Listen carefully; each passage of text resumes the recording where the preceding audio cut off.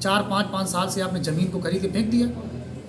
5 साल पहले उस ज़मीन की क्या वैल्यू रहेगी, आज क्या वैल्यू है। तो आप पहली चीज़ तो जब आपको प्रोजेक्ट, आपके पास पैसे नहीं है या व्यवस्था नहीं है या आपकी सोच ही नहीं, तो आप पहले बात ज़मीन क्यों ले रहे हो। और अगर आप ज़मीन ले लिए तो 4-4, 5-5 साल आप प्रोजेक्ट क्यों नहीं प्रारंभ करना चाह रहे हो। तीसरी चीज़, किसान के लिए ज़मीन सबसे महत्वपूर्ण है। वो ज़मीन नहीं, उसकी माँ है और उसी पर उसके पूरे परिवार का भरण पोषण हो रहा है, उसके पूरे परिवार का पालन पोषण हो रहा है, शिक्षा दीक्षा हो रही, शादी ब्याह हो। तो आप ऐसी कौन सी मजबूरी जिला प्रशासन चित्रकूट के कि मुझे सवाल का जवाब दें कि आपने 4 साल में सर्किट रेट क्यों नहीं बढ़ाया।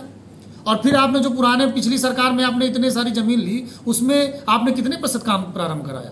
आप अभी जमीन ले लिए हो, अभी बकटा पथरामानी कई गाँव की जमीन आपने ले ली, 4-4 महीना हो गया तक उनको पैसे भुगतान नहीं होती है। रिस्पॉन्सिबिलिटी किसकी।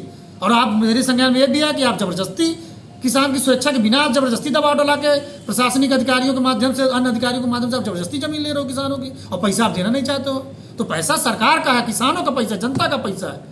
अगर आप 2 बीघा उसके पास जमीन, आप पूरी जमीन ले रहे हो, तो कम से कम सरकार को इस बात में, जब आप कह रहे हो इतनी बड़ी इकोनॉमी है, ये उत्तर प्रदेश की बहुत बड़ी अर्थव्यवस्था, इतना जो है निवेश हो रहा है, पूरे देश और दुनिया के लोग हमारे प्रदेश में इन्वेस्टमेंट करने के लिए आ रहे हैं, तो आप आखिर किसानों का शोषण क्यों कर रहे हो। आप अच्छी बात है और इन्वेस्टमेंट कराओ, लेकिन कम से कम ये सुनिश्चित करने की जिम्मेदारी सरकार और प्रशासन की है कि अगर किसी की आप जमीन ले रहे हो, वो उसके घर और परिवार का भरण पोषण कैसे हो, ये जिम्मेदारी सरकार की है।